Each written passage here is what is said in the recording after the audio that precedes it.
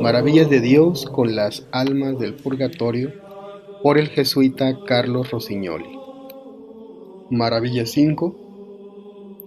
El aguardar a última hora a convertirse es hacer caudal de espantosos tormentos para el purgatorio. Los que se convierten al final del día padecerán hambre como de perros. Salmo 58.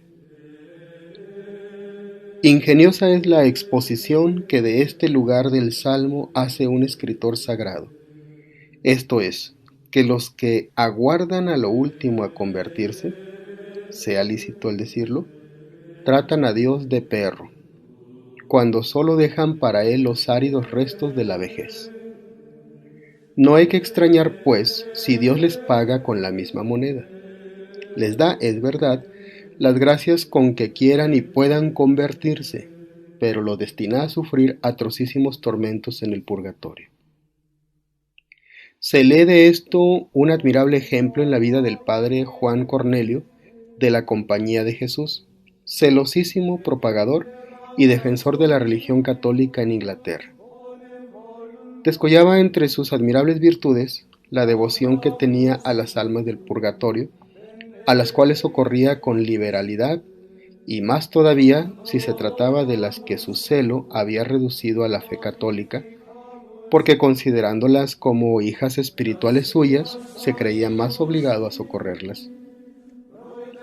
Muchas eran las maneras con que les auxiliaba, tomando ocasión de las acciones en sí más indiferentes para darles algún socorro. Así, por ejemplo, siempre que hubiera de lavarse las manos, mientras esto hacía, rezaba el Salmo de Profundis.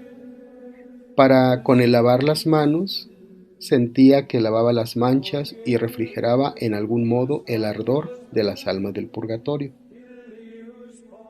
Cada semana, además de otros muchos sufragios, ofrecía por ellas 4 misas, y por esto y demás que le sugería su caridad, dispuso el Señor más de una vez que, apareciéndose las almas, supiera con no poco consuelo suyo el grande alivio que recibían de sus oraciones, concluyendo unas con pedirle nuevos sufragios y otras con darle gracias por la libertad dichosa que con ellos había obtenido.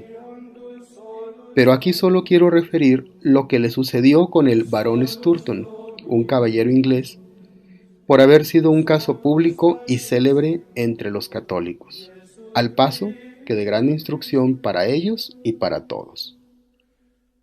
Lo referiré con las palabras de Dorotea Arundel, señora de nobilísima sangre, ejemplo de virtud mientras vivió en el siglo, y después un modelo de perfección viviendo en el claustro como religiosa, la cual presenció el caso y lo cuenta de esta manera. Suplicó mi madre un día al padre Cornelio que ofreciese el santo sacrificio por el alma de su difunto marido, el barón Juan Sturton. La complació, y en la misa se estuvo el padre largo rato, desde la consagración hasta después del memento de difuntos.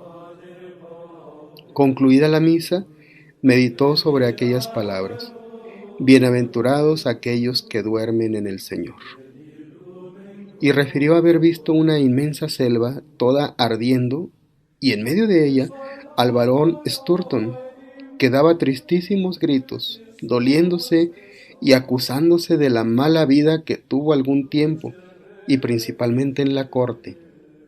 Especificaba el haber disimulado, ahogando el grito de la conciencia, que era católico porque asistía a la iglesia de los protestantes, con escándalo y grave daño espiritual de sus parientes. Pero sobre todo se lamentaba de un modo que estremecía de haber sido uno de los 46 nombrados por la reina Isabel para sentenciar a muerte a la inocente reina María de Escocia, de cuya comisión tuvo tanta pena que se cree que le aceleró su muerte. Todas estas particularidades refirió al padre, concluyendo con pedir misericordia con estas palabras que reiteraba con un acento de dolor imposible de explicar: tened misericordia de mí, tened misericordia de mí, ustedes que son mis amigos, porque la mano del Señor me ha tocado. Y desapareció en medio de estos lamentos. El padre le conoció bien, aún por la cabeza calva que sobresalía un poco por encima de las llamas. Lloraba cuando refería esto, y llorábamos todos los de la familia que estábamos presentes, en número de más de 80 personas. El criado de casa que le ayudaba a misa y que después murió generosamente por confesar la fe católica, vio y oyó lo mismo que el padre. Yo y otros que la oíamos vimos al mismo tiempo en la pared del altar un reverbero como el que causa una llama grande cuando arde no lejos de un muro. Hasta aquí el testimonio de aquella noble mujer.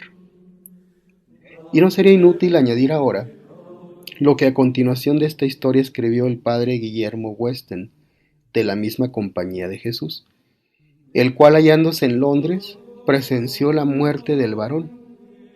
Dice él que este caballero era uno de aquellos que juzgaban, permítaseme la expresión, poder pegársele a Dios, viviendo como protestante y muriendo después como católico, con solo mantener en casa a un sacerdote católico, de quien pudiera servirse en el artículo de la muerte, confesando entonces la fe que había conservado en su interior.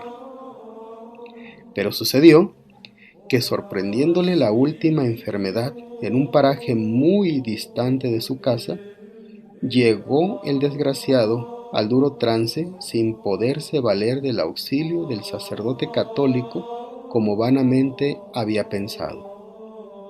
Verdad es que el Señor por su misericordia le infundió tal luz para conocer sus culpas, tal horror y arrepentimiento de ellas, y un clamar sin cesar pidiendo perdón, prometiendo y proponiendo, que no contento con el desahogo en que se satisfacía a sí solo, hizo llamar a cuantos de la familia tenía a la sazón consigo, y delante de ellos protestó que moría católico, y que no hay otra religión en que el hombre pueda salvarse. Detestó sus numerosas, graves y escandalosas culpas, y protestó que si le fuera dado las lavaría con su propia sangre, así como las lavaba ahora con sus lágrimas. Le suplicó que fuesen de esto testigos delante de los hombres y sobre todo delante de Dios en el día del juicio tremendo. Y con tales sentimientos entregó al Creador el Espíritu, que, como hemos visto, fue destinado a purgarse en tan largos y amargos tormentos.